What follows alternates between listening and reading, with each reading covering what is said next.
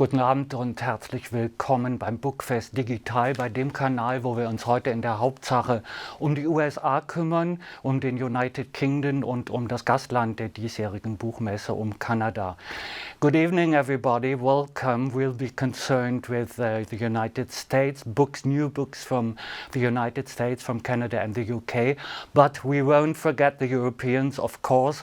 We're going to do a huge journey through Europe. We're going to meet at least, I think, 13 young upcoming poets. We're going to go to Berlin and we're going to go to Istanbul at the end of our show, which will last about 5 hours. That's quite a long time and we hope it will be an exciting time for you. Wir werden Daniel Kehlmann treffen, wir werden uns unterhalten mit ELIOT WEINBERGER, dem amerikanischen Kolumnisten und Essayschreiber.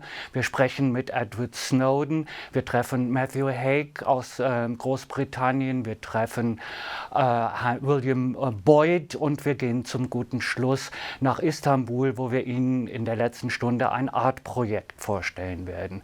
Aber zuerst gehen wir mal in das Jahr 2013 zurück, wo ein blasser junger Mann vor die Presse trat und eine Enthüllung machte, die die Welt erschüttert hat. Er sprach darüber, dass die NSA nicht nur eine Überwachung getätigt hat, sondern dass sie eine Massenüberwachung getätigt hat, dass Überwachung permanent überall erfolgte und Permanent Record ist auch der Titel seiner Memoiren. Edward Snowden went public in the year 2018. He talked about mass surveillance of the NSA in the United States, caused a huge sensation, and we're going to talk about this with him. But we are also going to talk about his book. It's also called Permanent Record, and I hope he's here and I say, hi, Edward Snowden, good evening. Hi, and there you are. Good evening. Hi. How are you? In Germany, oh, see, this is what I was going to ask you, because in Germany, when people ask, wie geht es dir, they really mean it. So in this sense, I was going to ask you, wie geht es Ihnen, how are you? You know, I'm doing quite well. I have a little bit of a cough, so bear with me if I have that happen while we're talking. You're not coming up with corona? Good. You're not coming up with corona, are you? Let's hope not. I'm on the recovery from whatever bug that I had before. Oh, that's good. I had my test yesterday. I'm fine. Okay. Well, that's good news. Okay, before we talk content, let's talk about a book as a book itself. You have always been, and you are, I gather, a reader. Is that right? Yeah, it's one of those things. I think people interact with the digital book and the sort of digital type really more frequently today than they engage with the long form. But I began, reading when, like most of the audience here, I think those options weren't really available. And it's interesting, the transition as we move on with our lives, as we move on into the future, how the world actually spends much more time reading today than they did, I think, during my youth. It's just a question of what format are we reading? Are we reading web pages? Are we reading the endless scroll of a timeline? Or are we reading the printed book, which I still think is the best reading experience that we have? You being an internet nerd, I'd say you're reading non-fiction, or am I completely wrong? Do you read novels? I do read novels. It's a rare treat because life has been kind of busy in the last few years, as I think you might be able to imagine. But generally, I'm reading things that are unfortunately political or technical, just by virtue of the way that I live today. There is one thing that really surprised me. secrecy is a very, very important word. Started already in your family, because most people of your family were working for the army. You've been growing up around the intelligence community in a way. Secrecy was, of course, an issue because you were working for the NSA, and then again. You had to have really be careful before you went public. But now suddenly you do an autobiography. You're very into the open. You talk about your family. You talk about your private life. You talk, as I may say that, beautifully about your wife. Why, for heaven's sake, did you decide to do that? Honestly, it was really difficult.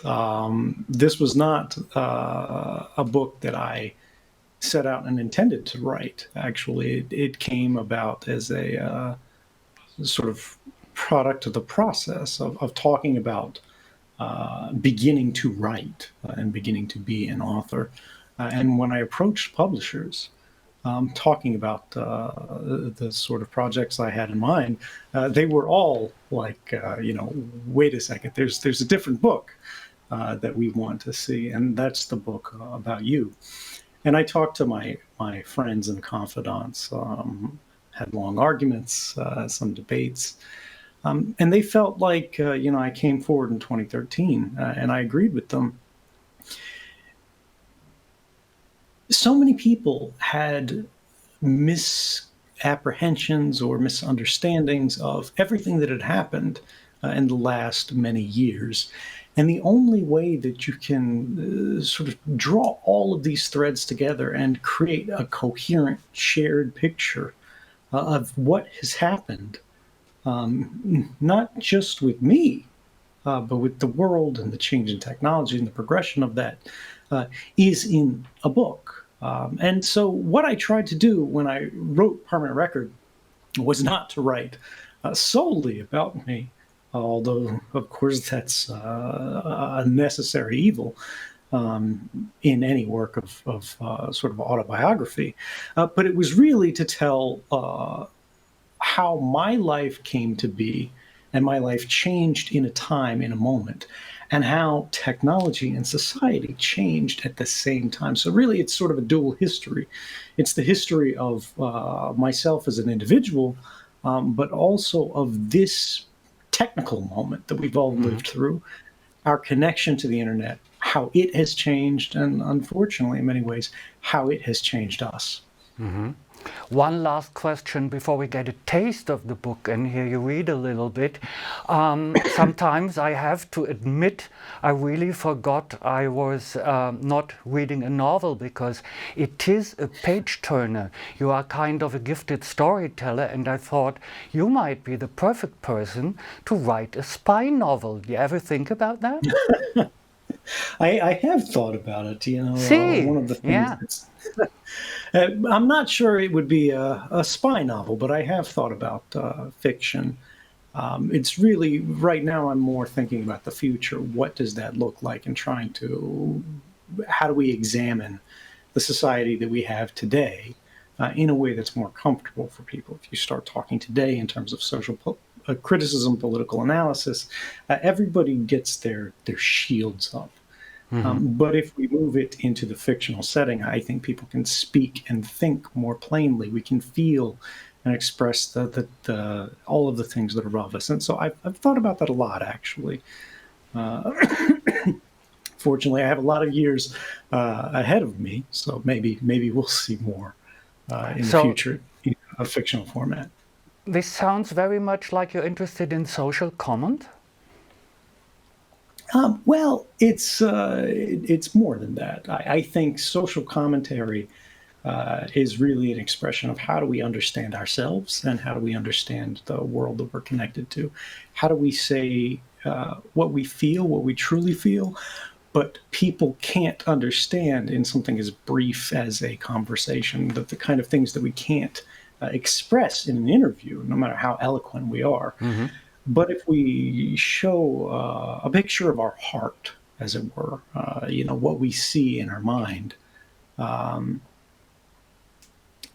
we can go deeper. right? And I think that's what books are about for me.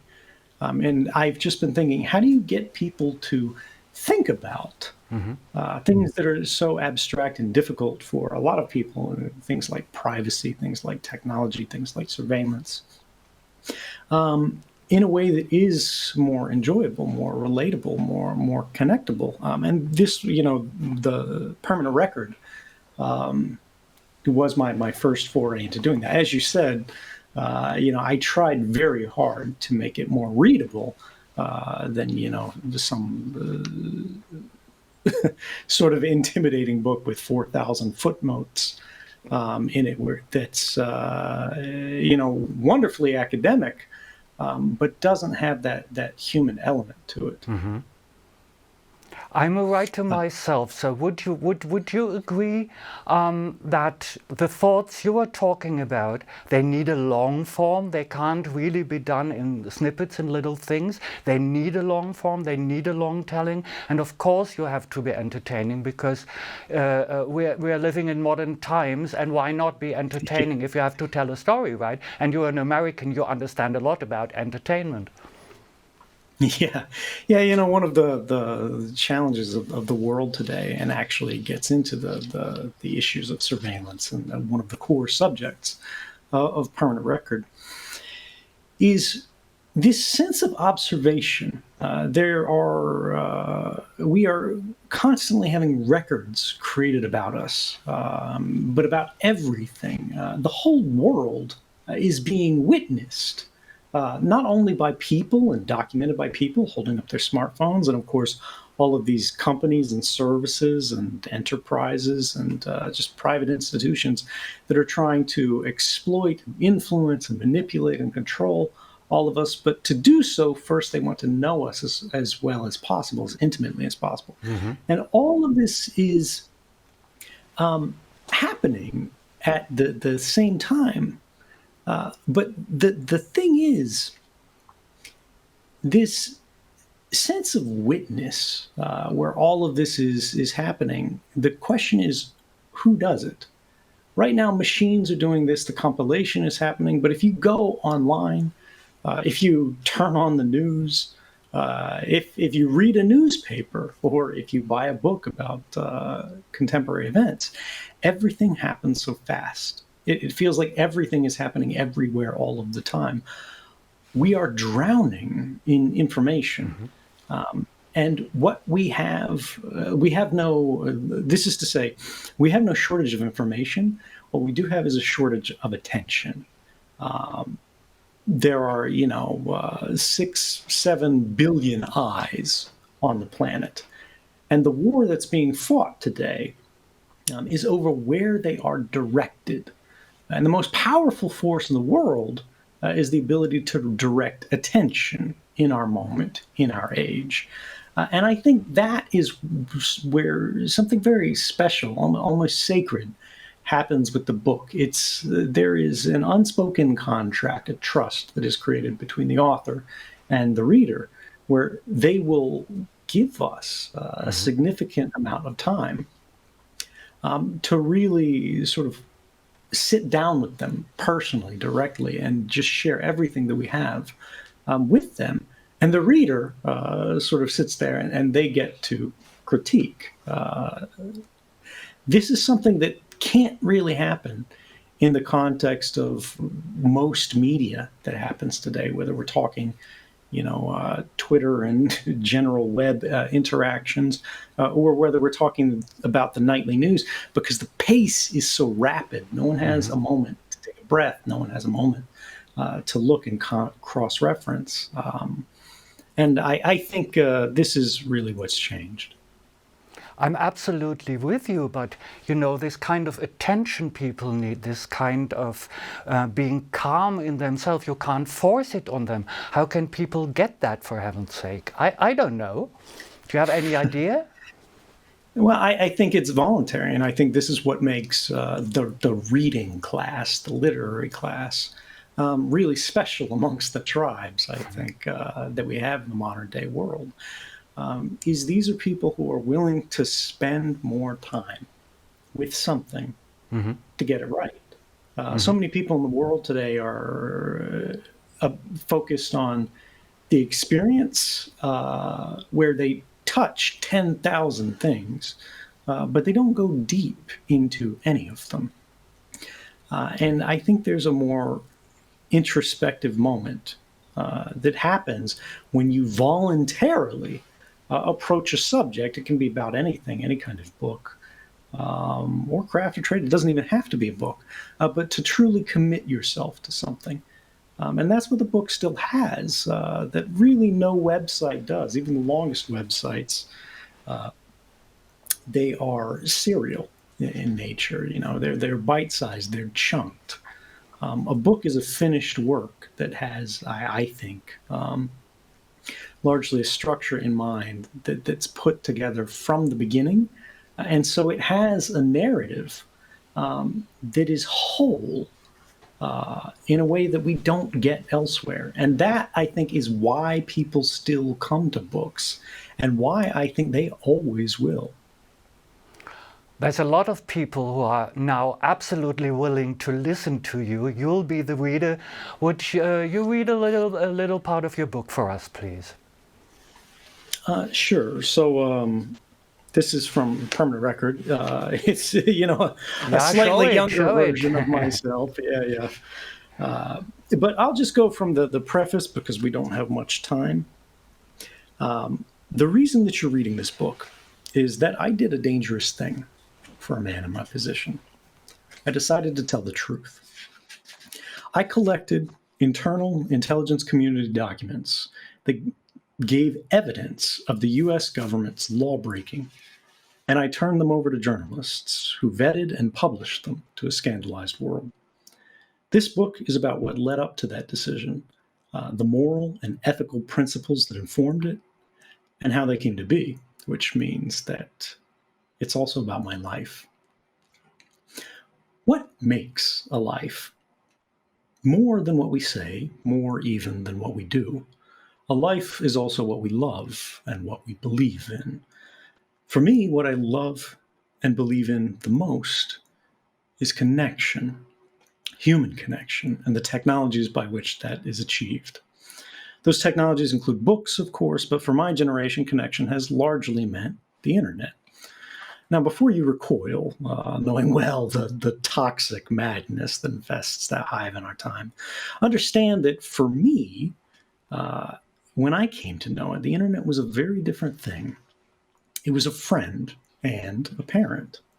It was a community without border or limit, one voice and millions, a common frontier that had been settled but not exploited by diverse tribes living amicably enough side by side, each member of which was free to choose their own name and history and customs. Everyone wore masks, and yet this culture of anonymity through polyonymy produced more truth than falsehoods because it was creative and cooperative rather than commercial and competitive. Certainly there was conflict, but it was outweighed by goodwill and good feelings, the true pioneering spirit. You'll understand then when I say that the internet of today is unrecognizable. It's worth noting that this change has been a conscious choice, the result of a systematic effort on the part of a privileged few. The early rush to turn commerce into e-commerce quickly led to a bubble, and then just after the turn of the millennium, to a collapse. After that, companies realized that people who went online were far less interested in spending than in sharing, and that the human connection that made the internet possible, or the human connection the internet made possible, could be monetized. So if most of what people wanted to do online was to be able to tell their family, friends, and strangers what they were up to, and to be told what their family, friends, and strangers were up to in return, then all companies had to do was figure out how to put themselves in the middle of those social exchanges and turn them into profit. This was the beginning of surveillance capitalism and the end of the internet as I knew it. Now it was the creative web that collapsed as countless beautiful, difficult, individualistic websites were shuttered. The promise of convenience led people to exchange their personal sites, which demanded constant and laborious upkeep, for a Facebook page and a Gmail account. The appearance of ownership was easy to mistake for the reality of it. Few of us understood it at the time, but none of the things that we'd go on to share would belong to us anymore. The successors to the e-commerce companies that had failed because they couldn't find anything we were interested in buying now had a new product to sell. That product was us. Our attention, our activities, our locations, our desires, everything about us that we revealed knowingly or not was being surveilled and sold in secret so as to delay the inevitable feeling of violation that is for most of us coming only now.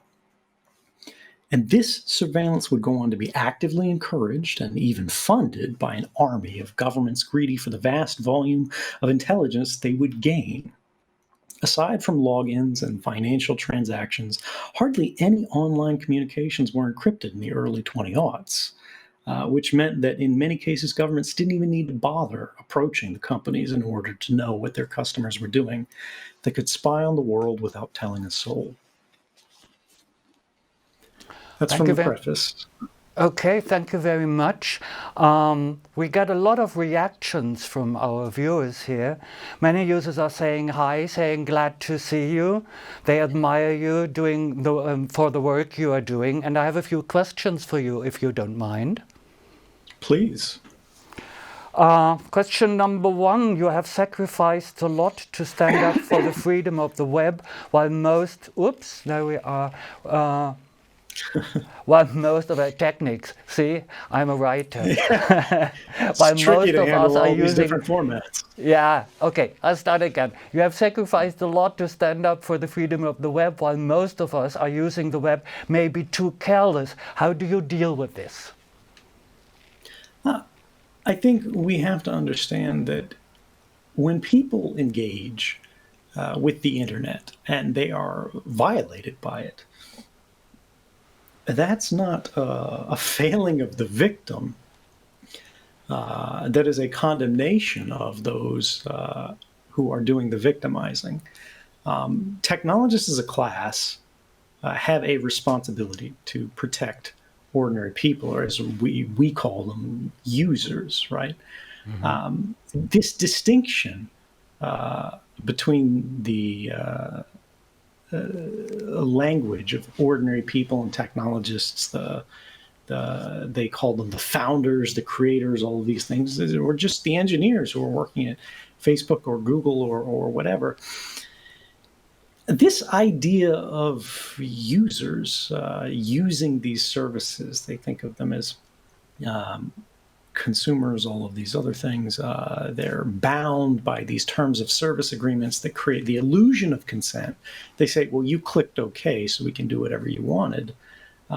We've lost sight of the fact that the users are actually something different. The users aren't the people who are availing themselves of the platforms and services that have really become the public commons of the modern day, right? You can't get a job, engage in the office or in social life in a meaningful way today without carrying a smartphone. But by carrying a smartphone, by even turning it on, by registering an account on it, making calls, now your life is in large part completely transparent to either Apple, if you own an iPhone, or Google, if you own an Android phone, any non-iPhone. The users are these companies that have created infrastructures that exploit everyone, everywhere. And we, ordinary people, are the used. When I look at this thing where people are being exploited, are they careless? No, they're not careless. They're just trying to get through their day. So many people are trying to use these things in a better way, in a safer way. People are running ad blockers. They're trying to use encrypted messengers. But even when they follow these steps, they are still being exploited at every possible turn because it's not a fair fight. You have people who have dedicated their lives to understanding these infrastructures and constructing them in ways that people can't escape, creating dark patterns to influence and manipulate us into sharing more or doing more or exposing ourselves even unknowingly as we engage in our ordinary life. And it's these companies, I think, that are very much at fault. It is these governments that are very much at fault for creating a system that is designed to harm, to create an inequality of influence. And ordinary people are doing the best they can. We have to do a better job making systems that are safe by default, rather than going, oh, you didn't study enough before you turned on your phone.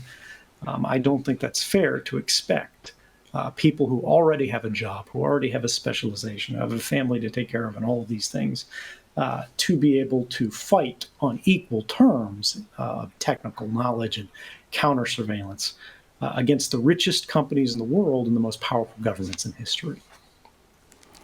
I have a question here. Actually, I don't quite agree. The question is, do you sometimes feel frustrated about how society didn't change much after you went public? And the question, of course, is that true? Yeah, I don't think it's true. Excuse me. A significant amount has changed. The most important thing that has changed is awareness. When we are victimized or violated, and we're not even aware that it happened, we have no ability to change our thinking. We have no ability to change our behavior.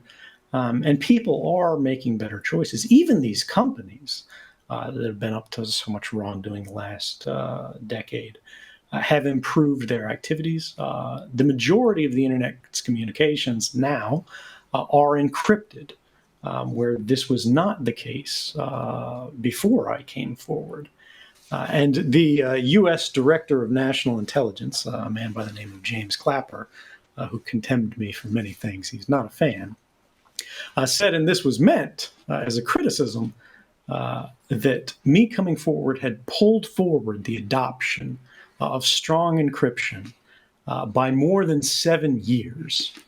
And this is one of the nicest things anyone has ever said about me. He didn't mean it that way. But many, many things have changed. Now, the thing is, have we resolved the problems of mass surveillance? No. Mass surveillance is still happening. Many countries, even Germany, have in many ways embraced mass surveillance rather than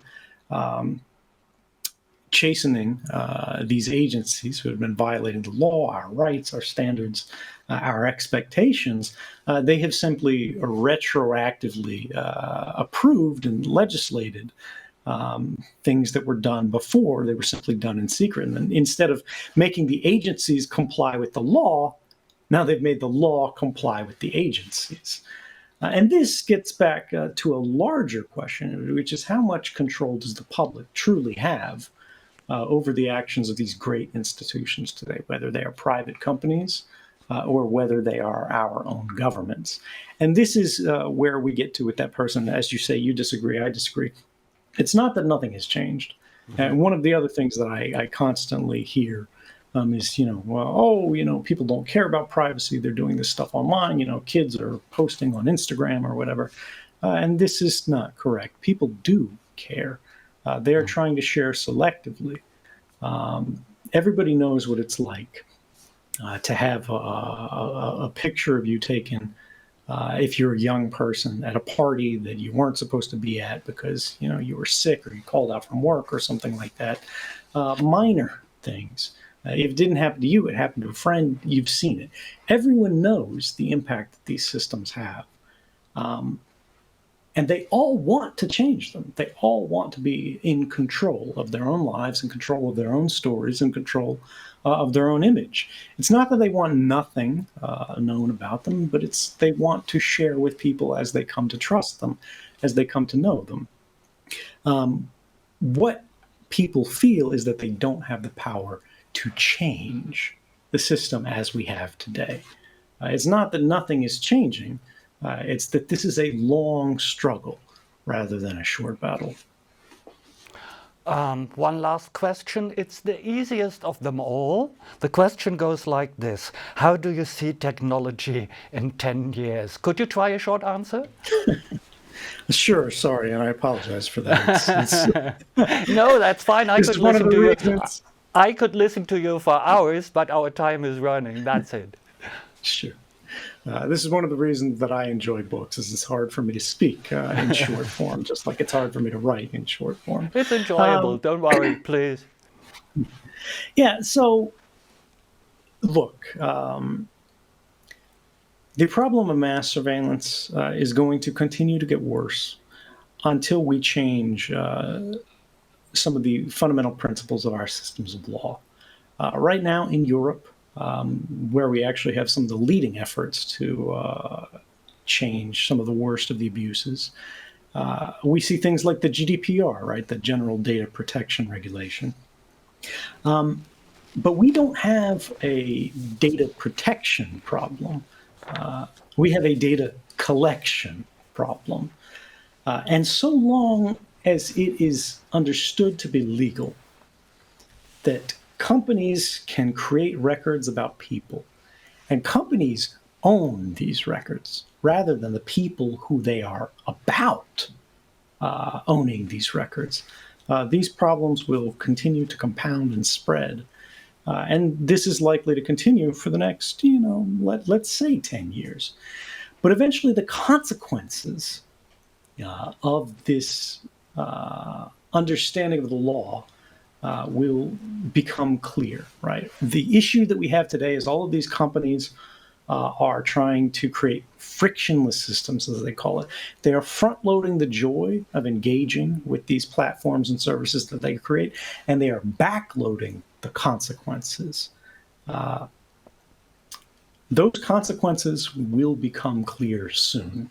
And when they become clear, things will change very quickly.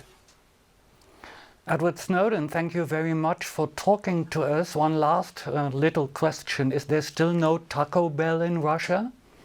Not that I've seen, but I have figured out how to make their quesadillas at home. Oh, really? You do that? Yeah. It's not hard to clone the sauce. There's recipes online. It's great. Okay, thanks very much. And I think you won a lot of readers for your next book here tonight. Thanks a lot. Well, I hope they read Permanent Record as well. Thank you so much. Oh, yeah, they should. They should. Bye-bye.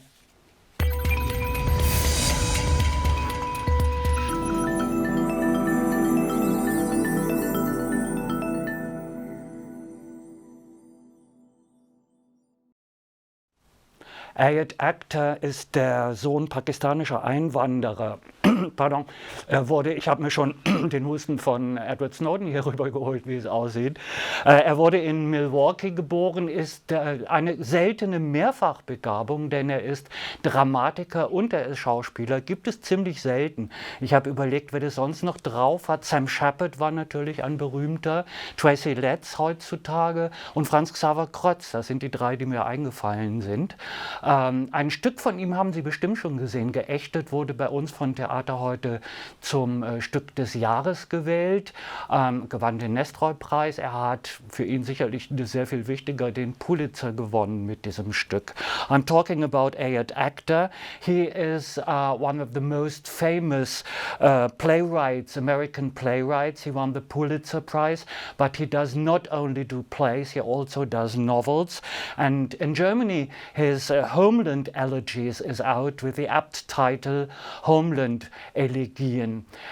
To high praise, Salman Rushdie loved the book, Daniel Kehlmann loved the book, but it's not not only for the blurb on the book. He really loves the book, and you can see that because now Daniel Kehlmann will be talking to AKHTAR about his novel Homeland Elegies.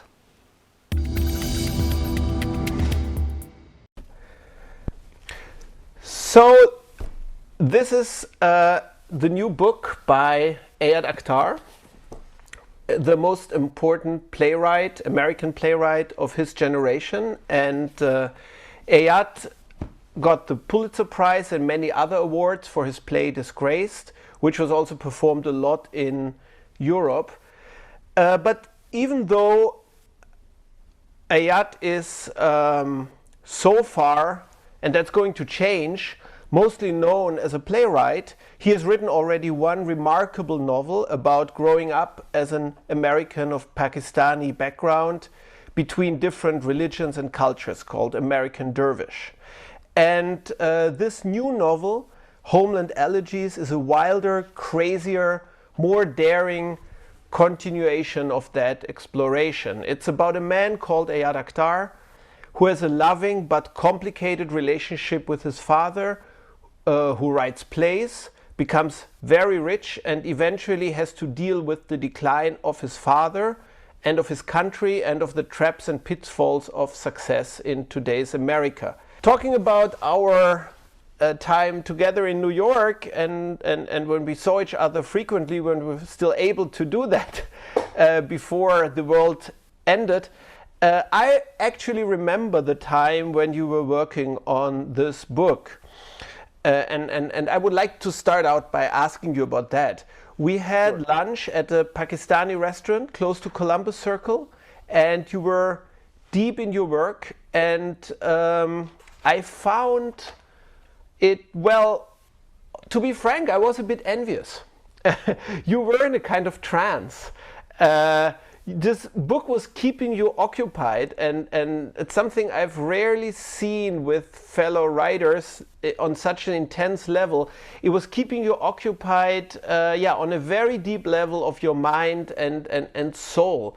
And can you talk about that process a bit? Because I back then I felt it wasn't like the normal casual writing process. It was something very profound was going on. I remember that lunch that we had together, and I think I remember talking to you about a lot of strange things that were happening to me. Yes. And I never experienced a process like this, Daniel. I started writing, and the language would just pour out of me. It would quite literally just pour out of me, sentence after sentence. And I would write for 2-3 weeks, and then I would stop because I was exhausted, and then I would take 2-3 weeks and I'd rest. And then as I stopped writing, I would start developing all kinds of strange symptoms in my body, and I would stop being able to experience space properly. And then I would have these dreams about my ancestors, and then I would start writing again. It all would clear up, and then I would write for 2 to 3 weeks, and it would keep going. And this rhythm continued for about 11 months. I mean, I was probably actually writing for 6 months in that 11-month period. And I was probably off 5 months because it was just so exhausting. But yeah, I'd never had this experience before. It felt like all of the buried emotions and buried fragments of experience that I had thought about summoning for a story or for a novel or for a play, things discarded, things there where my attention and my energy had focused but then forgotten. All of those things came rushing in to the foreground, and somehow I had a language all of a sudden for the first time in my career as a writer that could hold all of it. That there was a language that could hold. There was a narrator's consciousness who could sort of summon and draw on all of those things and weave them together into a single unified, albeit somewhat fragmented, whole. So it was a strange experience. I can't really account for it, Daniel. I mean, my mom had passed away. My dad was in decline. Trump was president. I was in Rome. So maybe there's something there, some mix, some cocktail that got put together emotionally. What I would like to know is something more abstract or more on literary terms. What exactly do we gain by calling the protagonist AKHTAR? What do you as a writer gain by sharing parts of your life, your biography with him? It's a very strong choice, and it's a literary gambit. And what was the payoff for you by doing that? Well, thanks for asking the question in that way, not the more obvious way. I don't know, Daniel. I mean, I feel like for me, what's happened to the culture politically and culturally. And by that, I really mean America. I don't know what's happening in Germany and Europe as well. There's a collapse of our collective discourse. There's a collapse of our ability to concentrate. There's a collapse of our interest in deep reading. Entertainment has become the dominant model for politics. It's become the dominant model for thought. Reality television has taken over as a paradigm of narrative, really. On Instagram, Facebook, and everywhere, the staging of the self has become the dominant mode of perceiving reality. Everybody is curating their own image, both for themselves and for others.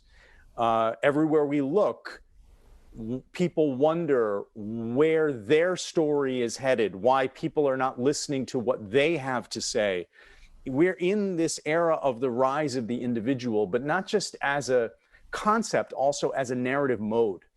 And it felt to me that in order to address and speak to all of this, that I would have to play along. I didn't want to criticize this so much as I wanted to use the modalities to reflect back a texture and a reality in the book that felt very much of the moment. And of course, there's another dimension to it as well, which is, I tend to think of this book less as autofiction and more as kind of literary reality television, because there's no distance between me and the reader. I'm trying to close that distance. Whereas usually in autofiction, there's this kind of remove that the writer uses the name, but then there's a kind of a distance in the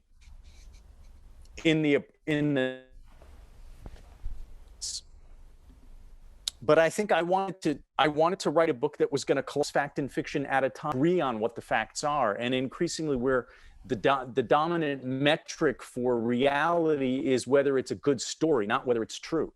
And so I needed and felt the necessity to sort of use all of that in my pursuit of trying to speak directly to the reader about what was happening in this country. Does that make sense? When you say speak directly to the reader, this kind of this kind of literary technique, you do require, and correct me if I'm wrong, you do also require a certain kind of ideal reader. I mean, you don't need the ideal reader, but thinking about what the ideal reader would be, or what kind of reader would be ideal, it would not be someone who reads the whole book as autobiography, obviously, but it would also be someone who does understand the fact that you are actually a playwright and that you do share elements of your autobiography with him. So I guess what I'm asking about is this constant ambivalence of the narrator towards the figure, not just of the towards the writer, towards the creator. It does also ask for a reader who is kind of on board with this and who's able to accept that ambivalence and to even enjoy it. Am I correct? I mean, that's an ideal reader, Daniel, is a reader who today has some understanding of literature and irony. I didn't write the book for that reader necessarily. Mm-hmm. I mean, I think that reader may find levels of enjoyment, ironic and literary. But I was fully aware that in writing the book this way, a literal reading of the book, which was going to be more likely than the literary reading, that a literal reading of the book was going to foreclose the metaphorical and literary readings. I knew that. I knew that would happen. I knew that people would get fixated on, is this real? Did this happen? Did this not happen? And at the end of the day, it felt to me that it didn't matter as much. What mattered more was that I was able to find a voice that could speak directly,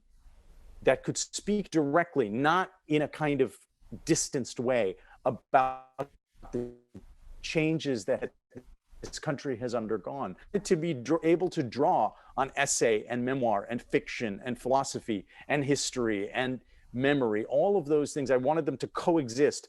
Almost like, again, I use the social media platforms as a metaphor. when you're on Instagram or you're on Twitter, you can have a quote and you can have a recipe and you can have a picture of a bikini and you can have a picture of a landscape and you can have, a book review and you can have a news article about this. And all of those things can coexist in your attention, in your concentration. Almost from moment to moment, you can toggle between these modes. And I wanted to find a literary form that would be able to move quickly across all different kinds of content, if you will. The last sentence of your book is this is my home. America is my home, actually. Right. And of course, I couldn't help thinking of another great novel, of course, Saul Bellows' Adventures of Augie March, which start with that famous first line, I'm an American, Chicago born. So, and Bellow did something tremendous with that book, claiming American cultural citizenship for his generation, or for many generations actually, of Jewish immigrants to the United States. And looking at your last line, not the first line, but the last line, America is my home, I'm not even asking you whether you're doing something like that, because you are definitely doing something like that. But was Bellow on your mind? Was that on your mind when you wrote that last line? Bellow is always on my mind. Yeah. And that first line is always on my mind too. Yeah. It's one of the great first sentences in American literature.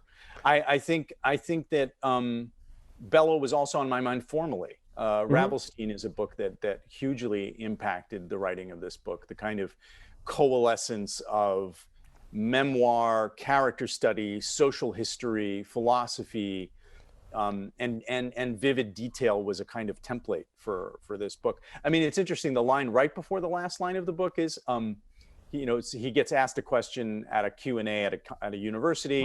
Why are you complaining so much about America? If you don't like it, why don't you go somewhere else? And so he says, well, I don't know where you want me to go. I was born and raised here. I've never lived in any other country. For better or worse, I've never lived anywhere else. I've never even thought about living anywhere else. America's my home. And so the second to last line is something like, I've never even thought about it, right? America's my home. And of course, the irony is that, we've just been in a 400-page book where he's been doing nothing but thinking about it. So there are, everything in the book has a kind of irony to it. So I think when you get to the end, I think there's a way in which it's meant open-heartedly, but there's also a way in which the book is also problematized that sentiment.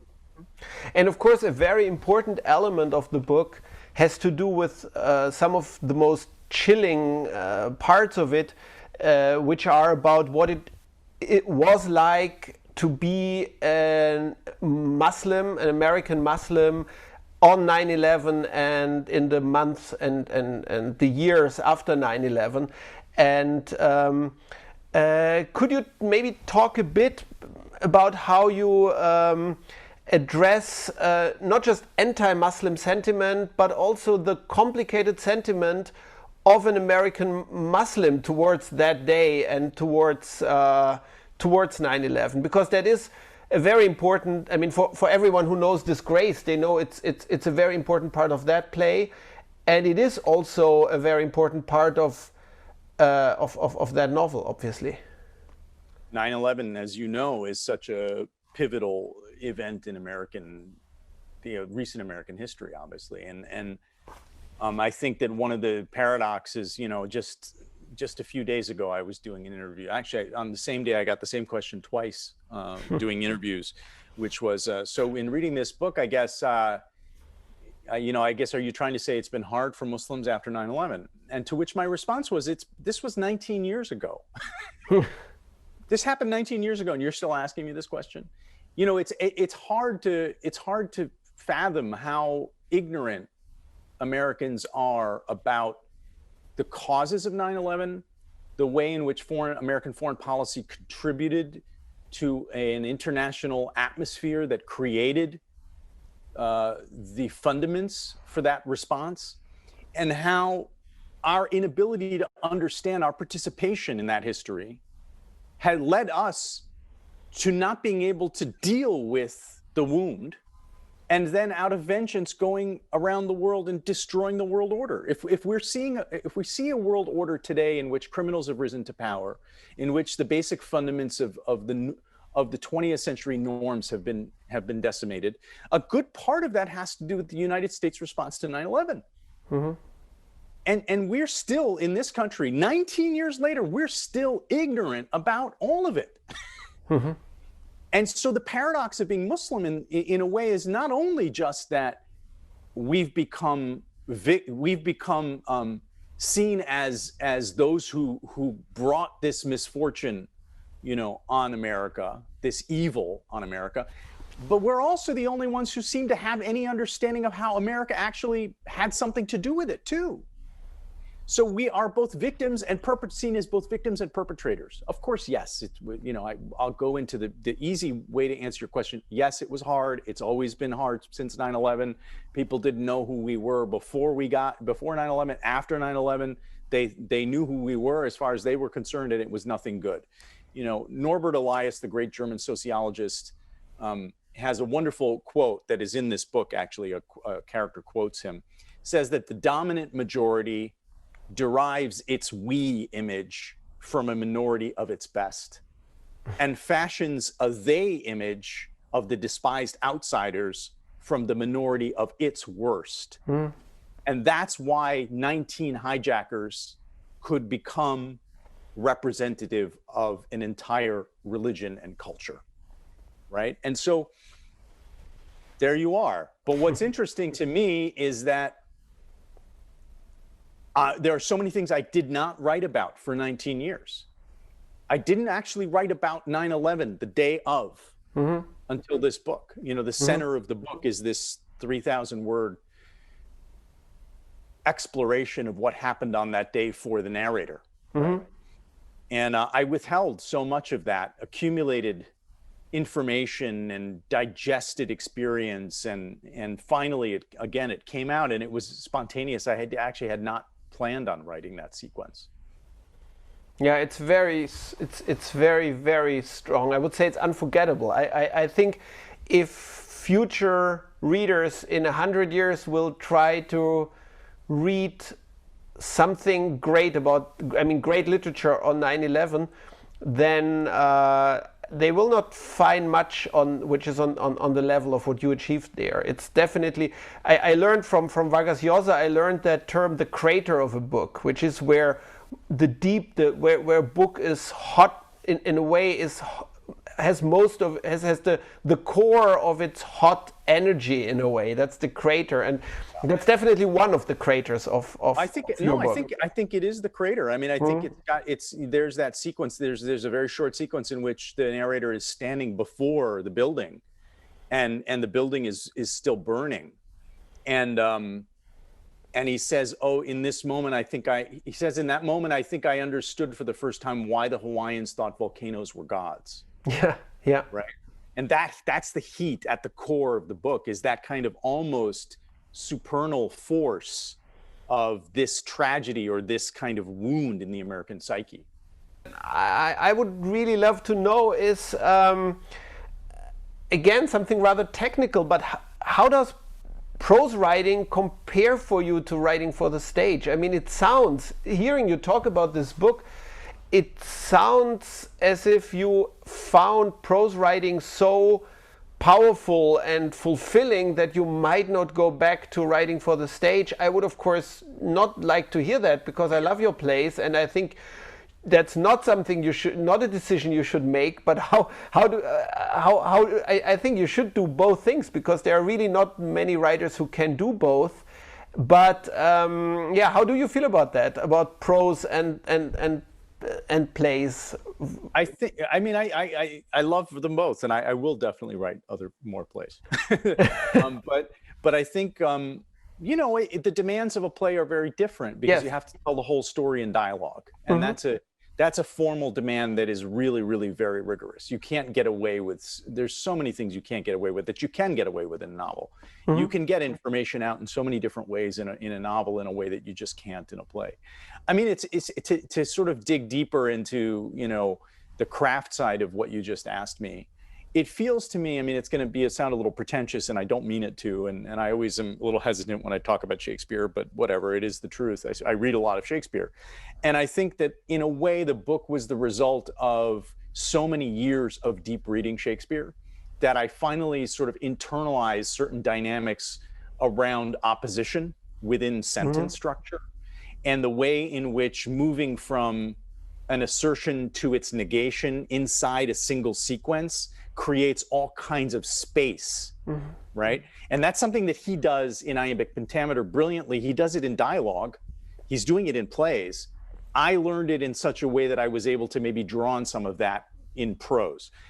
I think that the stage has become a place where it's hard for heightened language to exist today, because the notion of mimesis and what film and TV have ultimately done to the representation of characters speaking on a stage means that in order to rupture that and to really create a different linguistic universe is such a formal choice that it no longer exists within the mainstream of the form. And so I think that kind of heightened language can still exist in a novel, but I don't think it can exist on stage. But then on the other hand, your experience with writing scenes and also driving a scene to its natural emotional climax, and that has in many ways shaped your prose writing, and it's a strength in prose writing. Totally. I don't even think of myself as a novelist, or I think of myself as a dramatic writer, whether I'm writing in dialogue or whether I'm writing in prose, because you're right. My dynamics are so shaped by scene structure and scene craft, and everything is about moving toward the crater or the high point or the articulation of the essential emotion. I'm never trying to hide anything. I'm always trying to move toward. I'm just very grateful that we could have this conversation, and I hope you find many readers in Germany and in Europe for this wonderful novel. Thank you, sir. Thank you, my friend. Okay. Talk soon. Talk soon. Das Buchfest digital mit einem kleinen Schwerpunkt englischsprachiger Literatur. Wir kommen gleich zum nächsten Multitalent. ELIOT WEINBERGER, ein US-amerikanischer Schriftsteller, Essayist, politischer Kommentator, Übersetzer ist er auch noch. Übersetzt unter anderem Octavio Paz, lateinamerikanische Literatur ins Englische. Die deutschen Zuschauer werden ihn kennen, weil er sehr oft schon beim Literaturfestival in Berlin gewesen ist. Sie werden ihn auch kennen, weil er regelmäßig für Lettre International schreibt, was dann auch für die unsere internationalen Zuschauer gelten könnte, die vielleicht auch in Lettre reinschauen. Er hat ein neues Buch raus bei Berenberg, es heißt, es ist eine besondere deutsche Edition, neulich in Amerika. ELIOT WEINBERGER is a political commentator. He writes political essays. He is also a translator, and one of his books is out in Germany. That's a very special German edition with his political essays, and it spawns the period of the last 20 years in the United States of America. So I do hope ELIOT WEINBERGER is there. Hello, can you hear me? Good evening, Mr. WEINBERGER. Where do I? Can you hear me? Oh, that's fine. Knowing you're an intellectual, where do we get you? Where do we meet you? Is it the East Coast probably? Is it New York or Boston something? No, I'm in New York City, where I was born, in Greenwich Village, where I've lived my entire adult life. That's exactly what I thought. Mr. WEINBERGER, your essays in Germany now are titled Neulich in Amerika, which means recently in America. One of your books was called What I Heard About Iraq. You seem to be quite fond about titles who sound very harmless, but the content is not harmless at all. I never thought about it that way. The German title is actually the invention of my editor and translator Beatrice Fassbinder. I had no. It was not my invention, but it seems to be a good title. I noticed that it's been used. It's been used in various other contexts since then. So it really seems to work. You can see it worked for me, so I think it works for the other readers too. Your approach to political writing is very special. You have a very special tone. It's more like political poetry, an oratory, what you do. Sometimes I thought one should read it really loud. For our viewers who are not familiar with your work, could you talk a little bit about the structure of your work, how you put it all together? Because that's really you, that's very special. Thank you.